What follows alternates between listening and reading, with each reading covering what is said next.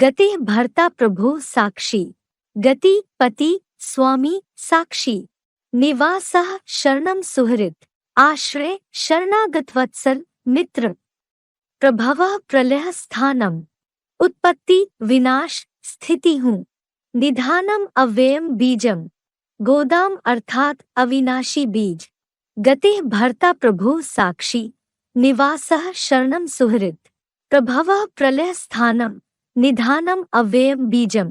भावार्थ, मैं शिव बाबा ही गति मुक्ति या सद्गति, पति अर्थात स्वामी, साक्षी परम आश्रय, शरणागत वत्सल मित्र, उत्पत्ति विनाश स्थिति हूँ। त्रिमूर्ति शिव बाबा निर्मित समूची जड़चेतन सृष्टि का साकार गोदाम अर्थात अविनाशी मानवीय अश्वत्थ वृक्ष का बीज हूँ। श्लोक से संबंधित शिव बाबा के महावाक्य। इस सृष्टि में शिव प्लस बाबा सिवा सदा कायम कोई चीज है नहीं। मूल्य तारीख 2 जनवरी 1975, पृष्ठ 3 अंत। महाविनाश में निराकार सदाशिव ज्योति समान अव्यक्त मूर्त महादेव हीरो ही चतुर्युगी में सदा कायम है, जिसे कोई नहीं पहचान पाता। मैं शिव ज्योति प्लस साकार महादेव का मेल अर्थात ज्योति प्लस लिंग ही मनुष्य सृष्टि रूपी अश्वत्थ वृक्ष का अविनाशी बीज रूप बाप हूँ। शिव साकार में प्रत्यक्ष होता है, सगुण रूप में प्रत्यक्ष होता है, तब कहा जाता है मुक्ति जीवन मुक्ति दाता। परमधाम में रह के बिंदी प्रेरणा से मुक्ति और जीवन मुक्ति दाता साबित हो सकती है? नहीं हो सकती। साकार तो जरूर चाहिए। तो सबका सदगति दाता एक ही है। गति दाता भी है और सदगति दाता भी है। क्या मतलब? मन बुद्धि रूपी आत्मा को गति भी मिलती है, नहीं तो डल होकर के आत्मा पड़ी रहती है। अगर चैतन्य बनती भी है तो विनाशकारी कार्यों में चैतन्य बनती है, एटॉमिक एनर्जी बनाने में लगी रहती है। जड़ 5 तत्वों के विश्लेषण में बुद्धि लगी रहती है, लेकिन जिसका चिंतन करना चाहिए, फैसले पर पहुंचना चाहिए,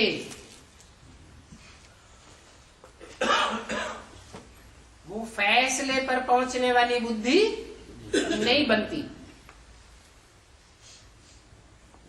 ऐसी बुद्धि को गति देने वाला एक ही बाप है और सदगति भी देते हैं। सद माने सच्ची। सच्ची क्या होती है? सिर्फ बुद्धि ही चलती रहे, प्रैक्टिकल में रिजल्ट कुछ भी ना निकले तो कोई काम का कहेंगे? नहीं। रिजल्ट भी निकले, क्या रिजल्ट निकले? शरीर रहते भी सुख शांति का अनुभव करे,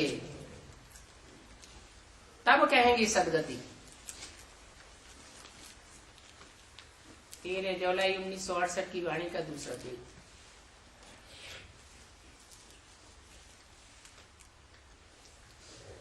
ऐसी सदगति देते हैं जो सभी की सदगति हो जाती है। सभी की सदगति होती है कि सत्युग त्रेता में आने वालों की सदगति होती है? हाँ, कम से कम एक जन्म की सदगति तो सभी की हो जाती है। पहले जन्म में तो कोई ऐसी आत्मा नहीं है जो सुख ही सुख न भोगती हो, अथवा अंश मात्र भी दुख भोगती हो।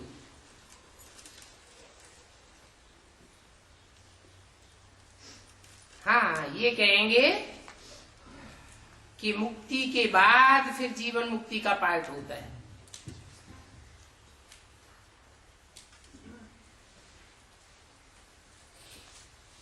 वो है सर्व का सदगति दाता। तुम्हारे पतियों का भी पति आया हुआ है। तुम्हारे पति तो साफ जानवर बुद्धि हो गए। उन जानवर बुद्धियों का, पशुओं का भी क्या है? पति है। उनकी भी रक्षा करने वाला है। पशु, पति, फिर नाथ। क्या? पति जो है वो साकार को कहा जाएगा या निराकार को कहा जाएगा? पति तो साकार ही होता है। जो निराकार ज्योति बिंदु है उसका सिर्फ एक ही संबंध बनता है आत्मा रूपी बच्चों के साथ। कौन सा? आत्मा आत्मा, भाई भाई, और भाई भाई का बाप। तो बाप और बच्चे का संबंध बनता है सुप्रीम सोल शिव का बच्चों आत्माओं के साथ। दूसरा कोई संबंध नहीं है। दूसरे संबंध कब बनते हैं? जब कोई निश्चित साकार में, मुकर्ररथ में प्रवेश करता है। तो प्रवेश करने के बाद वो पति भी बनता है। तो कलयुग के अंत में सारे ही मनुष्य मात्र पशु जैसे स्वभाव वाले बन जाते हैं। उन पशुओं का जो पति है, पतियों का भी पति है, वो कौन हुआ है? अरे प्रजापिता। अभी अभी तो क्लैरिफाई किया। वो प्रजापिता जो विश्व का पिता भी है, सारे विश्व का पति भी है।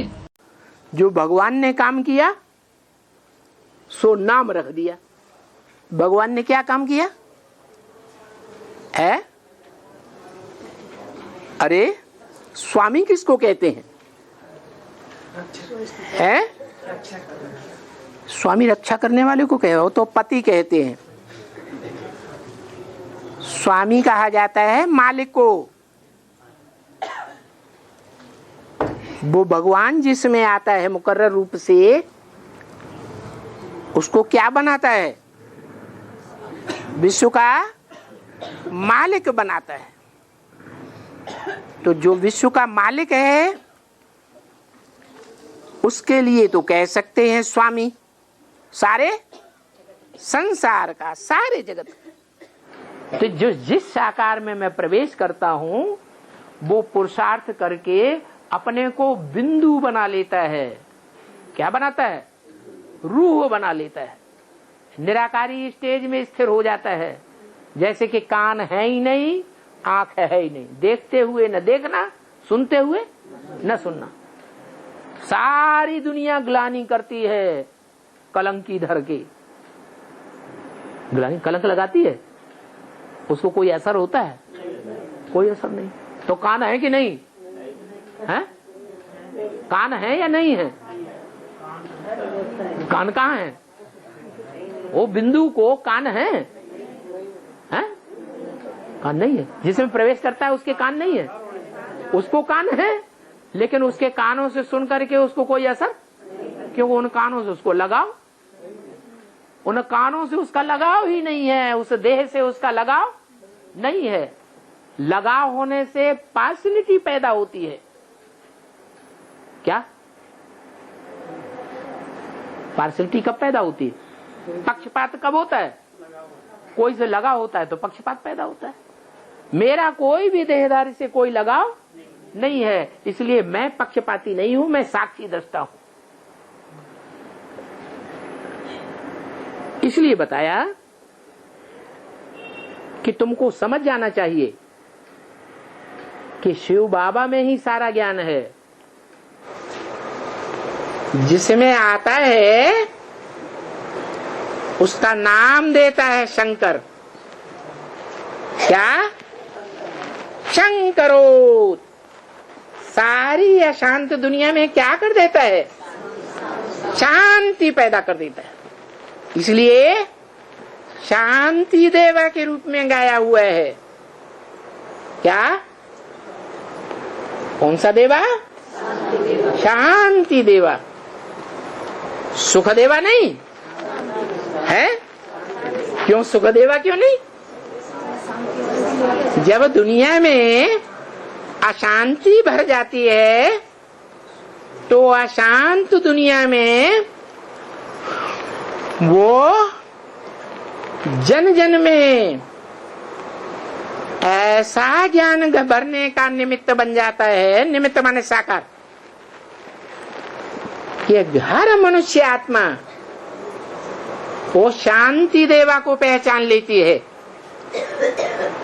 और मन बुद्धि से उसका आश्रय लेती है, आधार लेती है।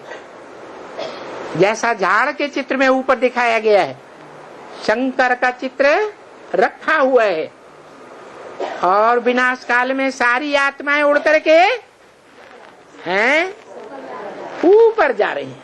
कौन सी ताकत से? अपनी ताकत से नहीं, जो ज्ञान योग का अकूट भंडार इस सृष्टि पर बनता है। जहाँ ऐसी स्थिति आ जाती है महाविनाश के अंदर दुनिया में कि अपने रथ की कोई गारंटी नहीं रहती, रथ ही नष्ट होता हुआ देखने में आता है कि अब खलास हुआ कि खलास हुआ, तो पहले अपने रथ की चिंता हो जाती है, भाग खड़े होते हैं, किसी की भी चिंता नहीं करते, सब झूठे धोखेबाज साबित हो जाते हैं। ऐसे महाविनाश के टाइम पर एक शिव बाबा ही होगा प्रैक्टिकल दुनिया में प्रैक्टिकल पार्ट बजाने वाला, जो द्रौपदियों की, सीताओं की, विभीषणों की रक्षा करेगा, शरणागत वत्सल बनेगा और कोई काम में नहीं आने वाले। 500-700 करोड़ जो भी मनुष्य आत्माएं हैं वो सदैव विश्व की मित्र बनकर ही रहती हैं। इस मनुष्य सृष्टि पर जो भी मनुष्य आत्माएं हैं वो सदा काल सबकी मित्र बनकर के रहती हैं कि दुश्मनी भी निभाती हैं। है? कोई है ऐसी आत्मा जो सदैव मित्र बनकर के रहती हो? कोई नहीं। तो कौन है विश्वामित्र? है? प्रजापिता है।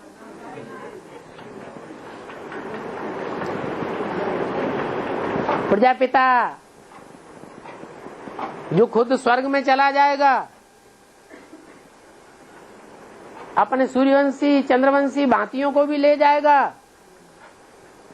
और बाकी दूसरे धर्म वालों को सबको मरवा देगा, खोपड़ियों को ठोकर मार देगा। तो सबका मित्र है? कोई मनुष्य आत्मा इस सृष्टि पर ऐसी नहीं है जो सदाकाल सबका मित्र बनकर रहती हो। एक शिव बाबा ही है जो सदाकाल इस दुनिया में सदैव ही सबका मित्र है, हर आत्मा को मुक्ति और जीवन मुक्ति देकर जाता है। कि प्रजापिता देता है? शिव बाबा देता है। बच्चे तो आत्माओं के बाप बाबा के ही बच्चे हैं ना। किसके बच्चे हैं? बाबा के बच्चे हैं या आत्माओं के बाप के बच्चे हैं? इस दुनिया में बाबा के बच्चे हैं, बाप के बच्चे नहीं है। शिव आत्माओं का बाप है या बाबा है? हैं? बाप है। वो परमधाम में है तो भी बाप है कि बाबा है? बाबा ग्रैंडफादर को कहा जाता है, वहां तो संबंध होते ही नहीं। तो वो सब आत्माओं का बाप है। बाबा इस दुनिया में आके कहा जाता है जब शरीर में प्रवेश करता है, सभी संबंध बनते हैं। तो बाबा के ही सब आत्मा बच्चे हैं। माना प्रजापिता जिस मुकर्रर रथ में शिव बाप प्रवेश करते हैं, उस बाप मनुष्य सृष्टि से ही दुनिया के सभी प्राणियों की उत्पत्ति होती है। विनाश पुरानी सृष्टि का वो काम है जो दुनिया का कोई भी great father Ibrahim, Buddha, Christ नहीं कर सके। अपने अपने नए धर्म की स्थापना तो की, लेकिन पुरानी चलती हुई धारणाओं का विनाश कोई ने नहीं किया। दुनिया में मिक्सचरिटी बढ़ती चली गई। जो कार्य दुनिया में कोई नहीं कर सकता, वो कार्य परम पिता परमात्मा शिव का जो बड़ा बच्चा कहा जाता है, देव देव महादेव, ब्रह्मादेव, विष्णु देव और उनसे भी बड़ा महादेव, जिसके लिए आज भी गायन है क्या? हर हर बम बम, ये टाइटल लगा हुआ है। पापों को हर लेता है, पापियों का हरण कर लेता है। हर हर काहे से? एटम बमों के विस्फोट करा देता है। इस सृष्टि पर सदाकाल कायम कोई चीज नहीं है। सदाकाल कायम एक शिव बाबा ही है। तो इस सृष्टि पर सदा सत्य कौन है? शिव बाबा। इसलिए जब पूजा अर्चना करते हैं, कीर्तन करते हैं, तो उस संपन्न रूप को सदा शिव के रूप में बताया जाता है। कैसा नेत्र? सदा शिव नेत्र। मना वो आत्मा की इस मनुष्य सृष्टि रूपी रंगमंच पर कभी अभाव नहीं होता, एक ही बचता है, जिसके लिए गीता में कहा उस अव्यक्त मूर्ति ना, अव्यक्त मूर्ति में से सारा संसार उत्पन्न होता है। विसृजामि नंबरवार जड़ और जंगम सबको छोड़ता हूँ। सृष्टि के आदिकाल से ही छोड़ना शुरू हो जाता। ये सारी मनुष्य सृष्टि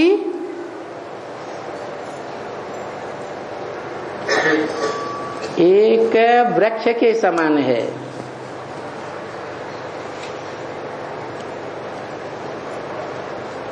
जिस कल्प वृक्ष कहो, सृष्टि वृक्ष कहो, गीता में अश्वत्थ वृक्ष कहा गया है।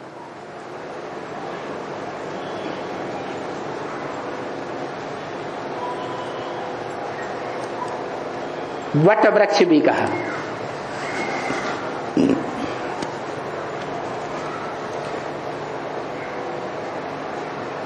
बड़े से बड़ा वृक्ष बड़का वृक्ष ही होता है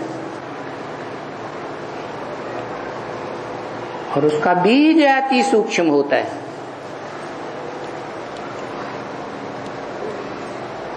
हम आत्माएं अपने शरीर रूपी वृक्ष के बीज हैं, चैतन्य बीज। परंतु सारी मनुष्य सृष्टि का बीज भी तो कोई होगा या नहीं होगा? तो सारी मनुष्य सृष्टि का जो बीज है, जो इस सृष्टि पर सदा कायम रहता है, उसका भारतीय शास्त्रों में गायन है। क्योंकि बीज को बाप कहा जाता है।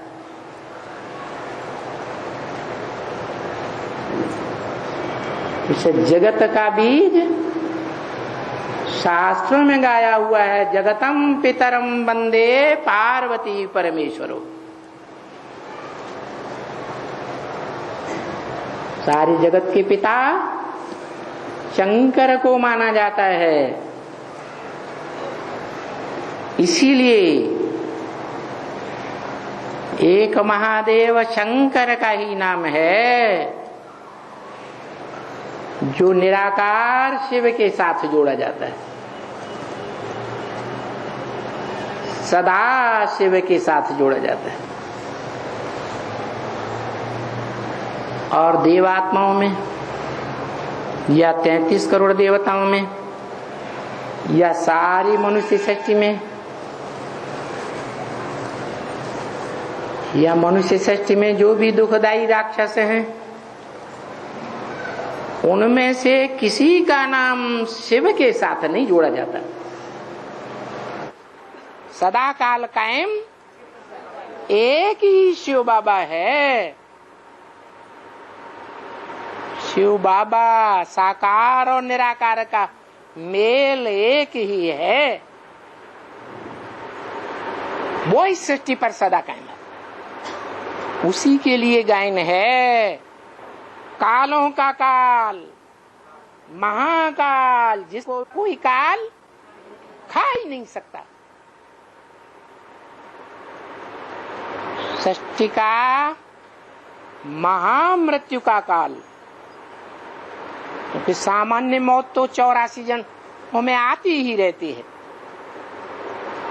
लेकिन जब चतुर्युगी का अंत होता है, कल्प का अंत होता है, तो सारी सृष्टि काल के गाल में समा जाती है। परंतु वो महाकाल काल के गाल में नहीं जा सकता, वो स्थिर रहता है। इसीलिए झाड़ के चित्र के ऊपर देखो ध्यान से, कौन बैठा है? नग्न मूर्ति बैठी हुई है। अर्थ है निराकारी। देह रूपी वस्त्र नहीं है। देह रूपी वस्त्र को और उस देह की इंद्रियों को भूला हुआ, जिसकी भारतवर्ष में आज भी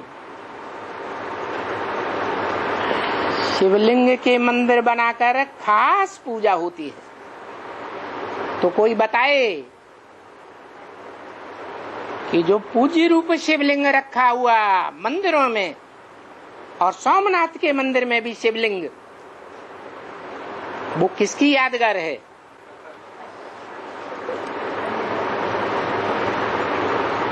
वो पूज्य रूप शिवलिंग की मूर्ति, जिसके लिए गीता में भी कहा है अव्यक्त मूर्तना। कैसी मूर्ति? अव्यक्त भी है और मूर्ति भी है। मूर्ति माने मूर्त भी है, दोनों है। साकार और निराकार का मेल है।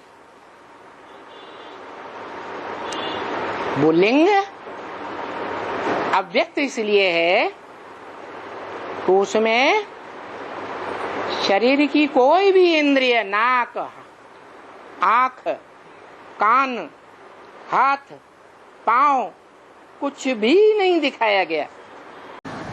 ना सतो विद्यते भावो, ना भावो विद्यते सतः। गीता में भी तो लिखा हुआ है ना, सर्वशास्त्र शिरोमणि में, क्या जो सत्य होता है उसका अभाव नहीं है, वो कभी नष्ट नहीं होता, और जो असत्य होता है उसका विनाश हो जाता है। तो ये माया, रावण कोई अविनाशी चीज तो है नहीं। भगवान तो अविनाशी। सृष्टि पर सदा कायम कौन है? इस सृष्टि पर सदा कायम तो शिव बाबा है, वो कभी कायम न रहे ये तो हो नहीं। भले दुनिया पहचाने या न पहचाने। सत्य को त्रेता में देवताएं आत्मा की स्थिति में रहते हैं, उन्हें पहचानने की दरकार ही नहीं। और द्वापर कलयुग में पहचानने की तो दरकार है, लेकिन अपने को ही भूल जाते, तो बाप को तो जरूर ही भूल जाएंगे। तो सतयुग, त्रेता, द्वापर, कलयुग में जानते नहीं हैं, तो मानने का तो सवाल नहीं है, लेकिन फिर भी होता तो है ना। अविनाशी चीज का कभी विनाश नहीं होता है।